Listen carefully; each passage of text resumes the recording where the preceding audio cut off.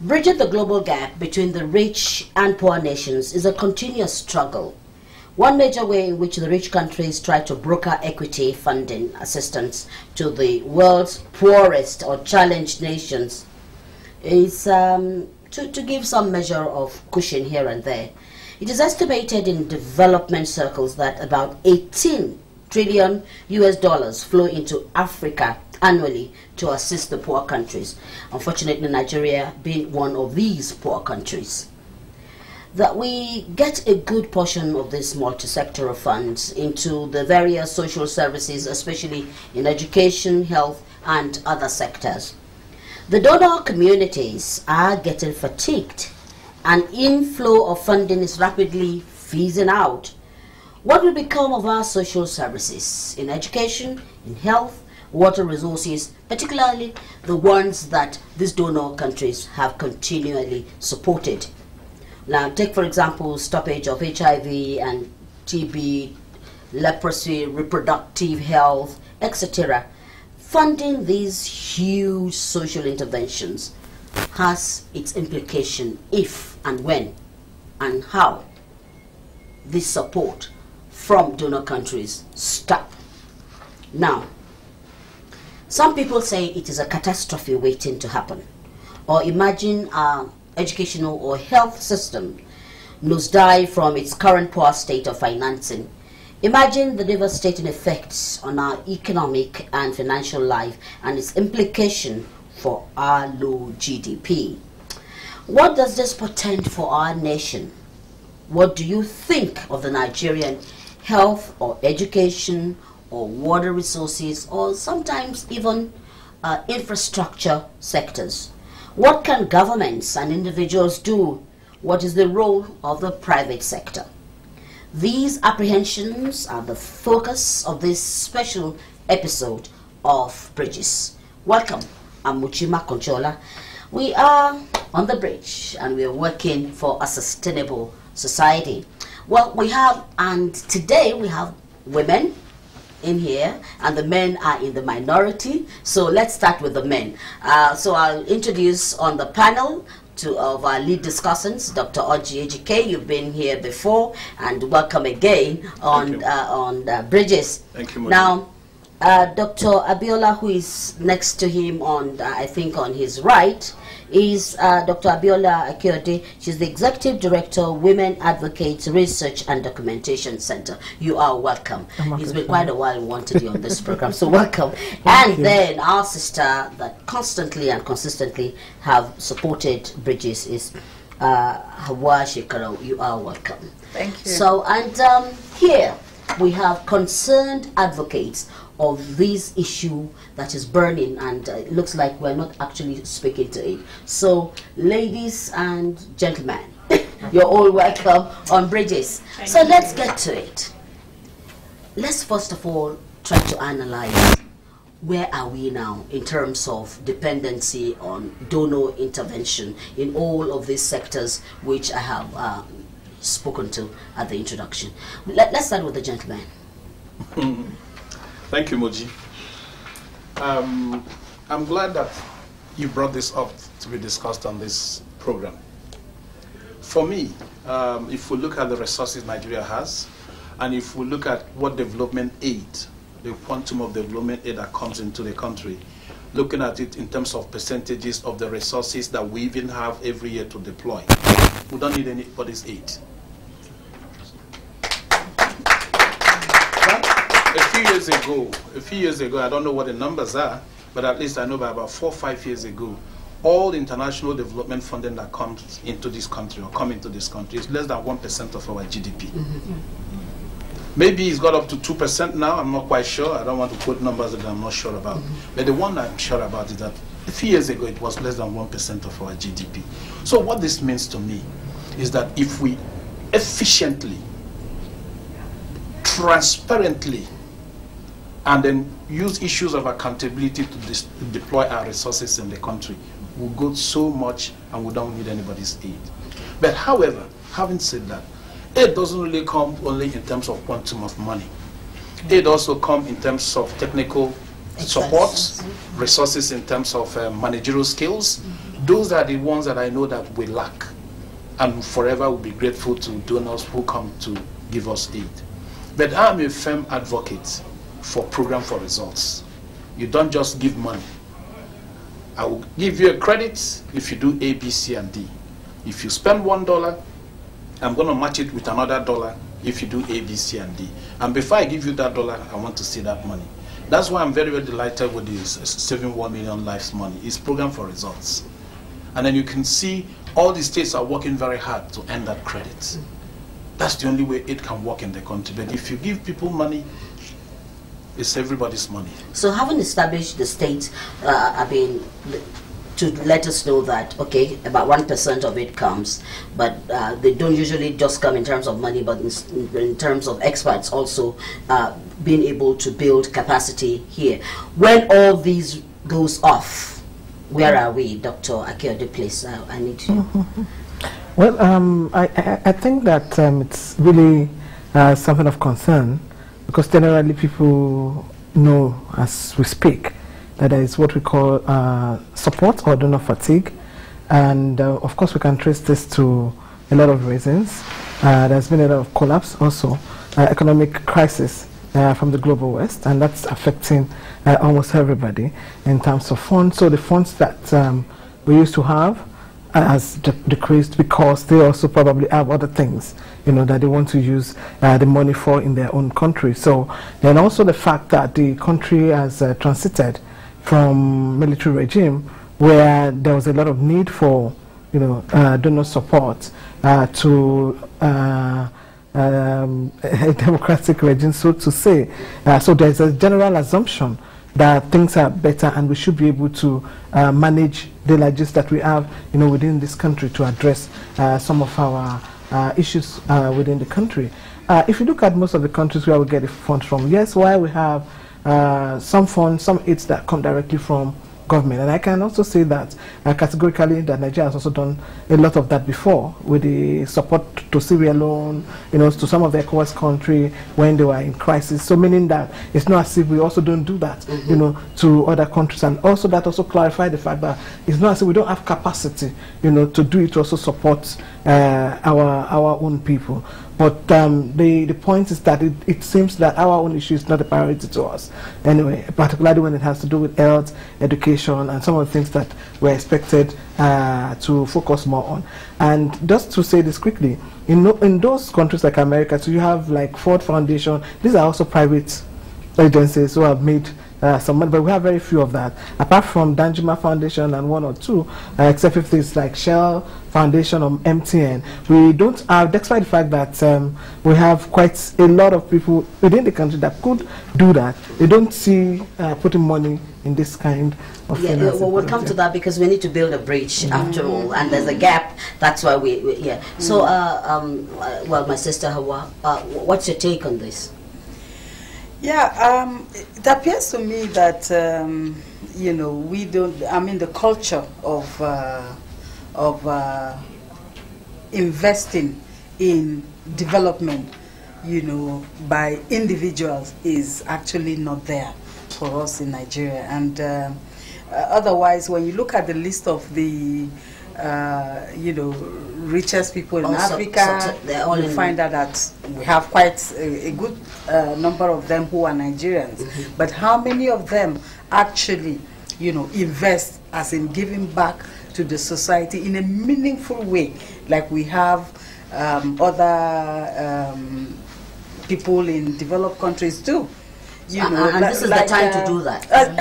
Precisely, this is the time to do that. And like Dr. Abiola mentioned, we've T.Y. Danjuma Foundation stands out very you know, strongly here. You know, there is a deliberate attempt to empower local, you know, based organizations in terms of giving them funding to develop the communities where they are, and you can see a track record of you know, support that has come from that foundation to the community-based. So if we see many of our rich people do something like that, I'm sure no matter how small, we will see we'll get some traction in that. Yeah, let's look at the areas that are most affected when we talk about donor dependency.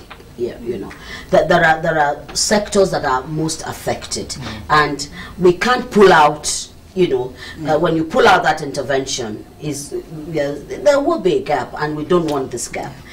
Quickly from the lead discussants, then we'll go to the audience. What are the sectors that would be affected? Particularly health, and we know the importance of health. Like I was discussing somewhere, I was like, what is the meaning of right to life when I do not have the right to access quality health care?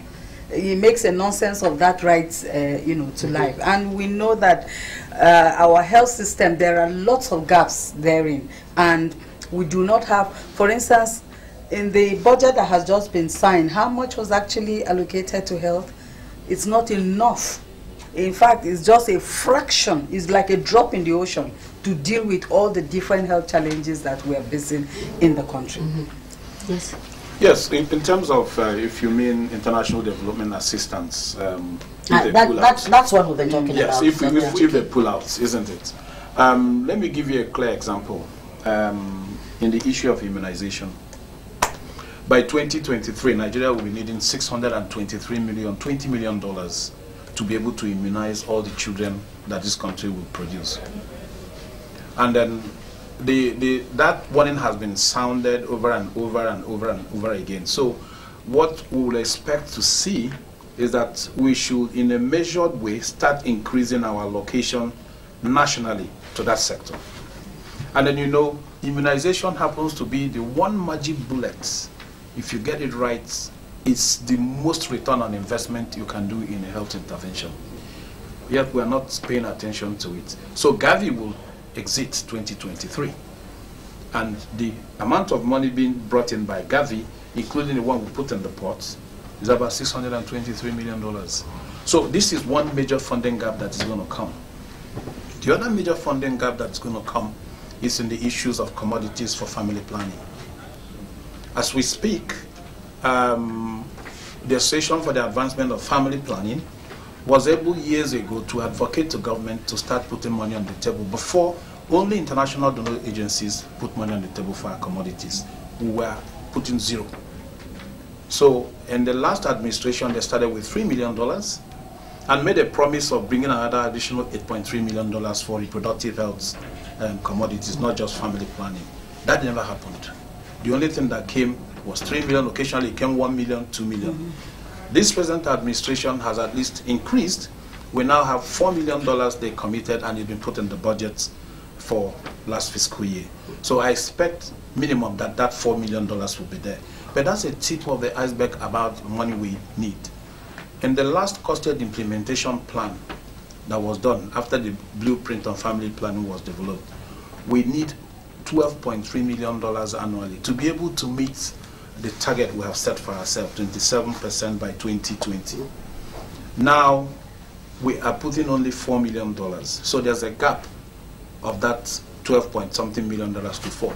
That money is being brought by the international donor agencies. And let me tell you the one that I'm really worried about. Trump administration, through the GAD rule, has said he's not going to fund a lot of countries or a lot of things that have anything to do with abortion advocacy. And one of those areas that will be hard hit is UNFPA. UNFPA, USAID happened to be the two major organizations that put money on the table for family planning. Imagine when that money is withdrawn and we do not bring in another replacement. It's going to be a disaster. What's your take? Well, just to follow up on what you said, maternal mortality, maternal health is also another issue that I think should be a big concern for us. We know that when MDG was launched, that was one area that a lot of investment came into. While there's been a lot of improvement in that area, but we still need to do a lot. Nigeria is still second to India in the number of women who die while while giving birth. So I think that that's an area that is very important to us, also as women. So sectorally, we know that there will be a gap in health. So that's one area that we need as a matter of urgency to start looking into. Well, I'll come back to our advocates here. Where do we go from here? Let's, any of you can start. Let's know you. My name is Wumi Ashubi Arodada, and I'm a gender advocate. I would like to say that one area where there would be a huge gap with the, if donor dependency, or donor aid does reduce, would be in the area of gathering of data. Because in this country, until we had a recent head of the NBS, we were not gathering data the way that we should be gathering data. And we need data to plan, and plan effectively. We know that the NDHS, which though is a national survey, that's a National Demographic Health Survey, is one that is supported by donor partners in this country. Without that, we would be unable to plan. Not only that, the technical expertise that is required by both government and other service providers in this country would be totally at risk, because most of those that provide services, either technically or otherwise, are donor dependent in this country. A lot of the projects that are giving us results that we're at least proud of when it comes to MDGs until we move to SDGs are dependent on donor funding. And lastly, before I yield the floor to someone else, would be in the area of governance, particularly women's political participation in this country has been largely funded by donor agencies. The government... Okay, my name is Maimuna Yakub Mohammed. I'm the Executive Director of Society for Women Development and Empowerment of Nigeria. Before the organization, I've been in the government in the area of HIV/AIDS. All of us sitting down here know that the red signal has been on for quite a long time, because donors have been withdrawing gradually, and there's need for us to now take charge. If not, there's a catastrophe waiting to happen. HIV/AIDS, for example. We have a lot of people now on ARV who are not producing. Opportunistic infections, we are not producing. We have people to be tested, are not being tested. We have to create awareness, we are not doing that. We don't know what is happening at the community level. And if you look at the funding, the government funding, where it comes, is more at the national. The responsibility of the states and the local government doesn't come out clearly. We are just talking about the budget, the national budget. What is the role of the government, the state government? What are they doing to put in money? We have to decentralize funding. We have to come back. We have built a lot of capacity. All of us sitting down here enjoy capacity. We have capacities. But when are we going to use these capacities that these donors give us to look at issues that concern or that is homegrown? If you look at funding most of the time, it comes with deliverables. From each donor has a deliverable that is interested in. But when are we going to sit down as Nigeria to look at the issues we have and the resources we have? We need to start engaging the communities to put in resources so that we can move together. If we don't do that, we continue to grumble, and it's not going anywhere. Okay, right. Yes, my name is Dr. Lemota Gurusogiwa, the Director of International Women Communication Center. For me, I want to advocate that we should continue to fund women's rights. And the reason is that the first question you asked yourself, why do we get funding? Why do we fund people? Why do we support you? Why don't you support yourself as a country? Yes, we are not able to support ourselves because of the injustice that has been perpetrated in developing countries, such as Nigeria, our country. Even up to today, there are a lot of injustice going on, especially for the women's rights in communities and villages. But many people do not take cognizance of this injustice. they think that it's part of the system. It's not part of the system. We need to address it. And nobody will put money on the ground for you to address injustice when they themselves are the perpetrators of the injustice. So we need to continue to fund women's human rights at all levels in socio-economic justice. And this, you know, you think would build the bridge to well, let's hear from the male part. Let's get the male perspective now. Yes. Thank you. My name is Edosa. I am a member of the Choice for Life Advocates. Maybe just to reiterate what some of the panelists have already said. Issue of maternal mortality. If we are talking about maternal mortality, then we can't ignore a major contributor to maternal mortality in Nigeria presently, which is the issue of complications from unsafe abortion. And all of this, over time we'll be hearing stakeholders, partners talking about we need to reduce our maternal mortality, we need to bring it down. But what are we really doing in terms of addressing that issue of unsafe abortion? And now the global gag rule itself has come to limit how much the US funding can assist in that. So my major concern now is, here we are. What do we do as a country? That's why we are building the bridge. Our hands and just watch why the funding reduce, and then we are just watching. And then, just as Dr. Orji said, we have enough resources if we are deliberate enough in our budgeting. And so we need to really be deliberate in our budgeting to see how we address this gap, and it's already created by the global gag rule. What does the global gag rule says? Once you collect funding from the US government, you can't even use your own money to carry out advocacy in educating women on abortion, prevention, whatever. You can't even do that. You can't use your, not that you're using their money, no. Using another source of income, probably from your pocket, to do that, you can't do that. Olu Duke from the International Society of Media and Public Health. I think one way we are lacking is that we get the donor money. Sometimes we acquire a lot of resources that we don't maintain well. Maintenance is part of our problems, because you get a lot of equipment, you get a lot of know-how, and then it goes to waste. Yes, yes. Yeah, I quite appreciate all the comments from the audience, and you know, what it actually shows is that we do have a lot that we can contribute on our own part. However, I stand to be corrected. It still does not take away the fact that we need help. We need help in this country. Particularly, I want to bring in the area where I work. You know, if you look at maternal mortality ratio and the percentage that unsafe abortion contributes to, it's quite high. Yet, what clear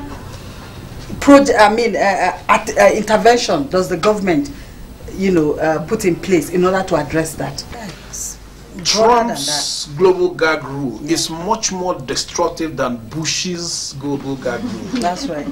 Trump global gag rule put in by Bush took out about $660 million from the pot that goes to advocacy for family planning, for every, so far as you have anything to do with abortion. Even if it's advocacy, say don't do abortion, they will tag you. The Trumps will remove $6-point-something billion from that pot. So it's more than, it's 10% of what was being removed. Is they are going to remove 90% plus that 10%, so to speak. So, and that's why, for me, it's important as a country we realize that and make hay while the sun is still shining. Now, speaking about accountability, I like the passion. It's important. It's important that we retrace our step. We can't continue having a country where we have graduates that cannot spell their names. It's absolutely unacceptable. We don't want to blame the graduates, but we want to blame the system. It's not. We don't want to, so we want to blame the system. So, and for us to be able to rebuild the system, it's not a matter for the government alone.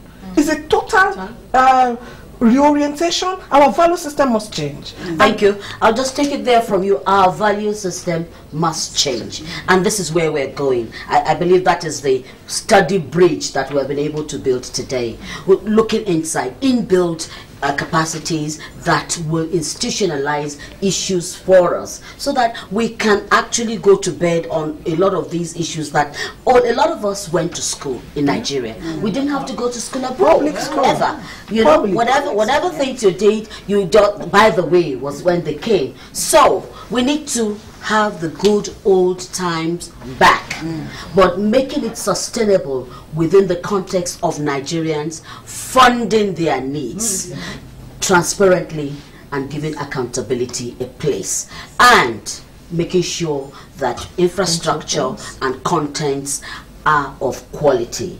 When we have all that rolled into one, like we have here today, then we can build that prosperous Nigeria, not just for us, but for those yet unborn. So I want to thank you for building a bridge today. We do hope that it will be sustainable as we look forward to more issues that will keep us ahead of time and build a better Nigeria. Thanks for coming.